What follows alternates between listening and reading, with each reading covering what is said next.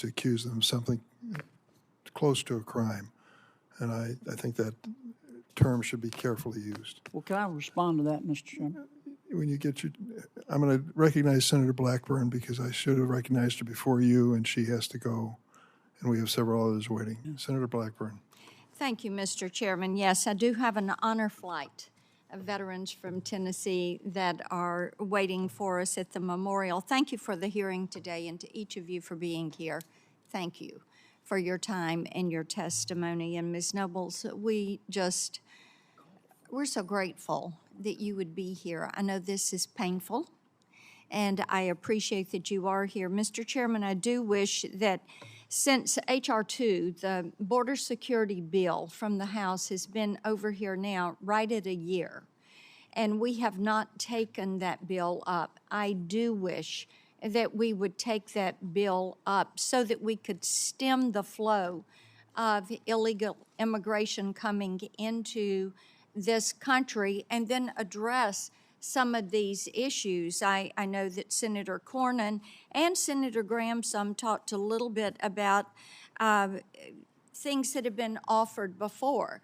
I know that President Trump, and recall that he had tried to get Speaker Pelosi at that time to work with him on a way to permanent residency for DACA enrollees, and that offer was rejected. But securing that border is important, and I was concerned about President Biden's announcement that he was going to offer Obamacare to everybody that is in the DACA program.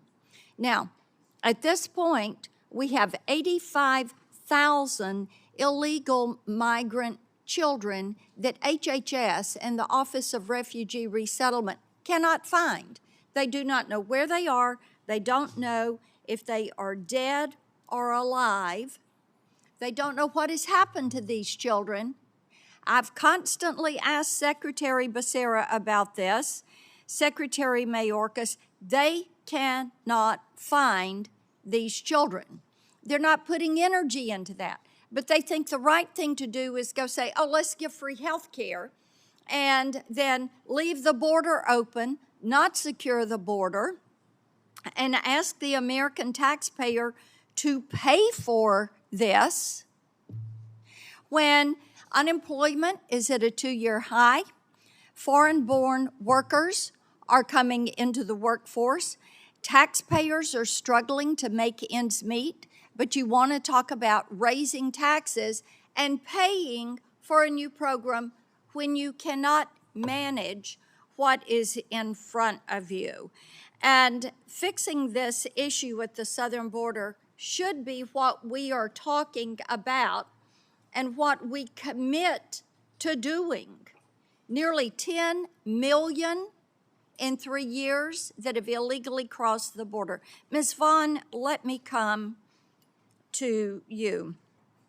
When we talk about this new rule that would give health care, and we look at what is happening at the southern border, would the implementation of this new rule of free health care to all DACA enrollees, would that serve as a message that incentivizes illegal crossings into this country? How do you read that? Well, I think my understanding of the rule is that it allows people with DACA who qualify based on incomes to access the subsidies of Obamacare, and extending benefits like this, taxpayer funded benefits to this, sends a signal that the United States is not serious about enforcing its immigration laws, that if people can just get here and stay long enough, they will eventually be offered these kinds of benefits. Yeah, let me ask you about the parole program. You touched on that briefly. And I know that under President Obama and President Trump, that they each paroled about 5,600 individuals per year into the country. But in 2022, President Biden paroled 800,000 people into the country.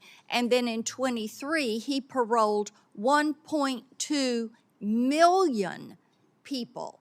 I mean, look at the orders of magnitude of the actions that Biden has had and has selected this niche program of parole status. So in my mind, this is abusing that parole program. I'd like for you to touch on that and how that affects the southern border. Well, it makes a mockery of this discretionary authority that Congress gave the president with the intent that it would be used for specific purposes for inadmissible aliens, people who would not otherwise be allowed to come in, for either a significant public benefit or an urgent humanitarian need. And with the understanding that the numbers would be very small and it would not be used in a categorical way or casually as it has been. In some of the historical cases, it was used in situations where Congress was about to validate these grants of benefits, and that is certainly not the case with people coming here illegally.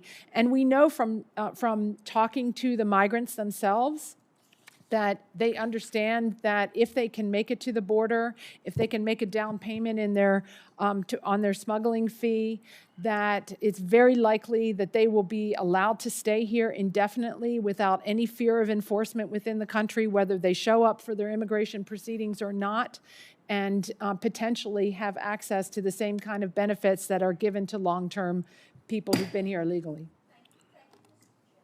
I want to clarify something. The health benefits offered by the Biden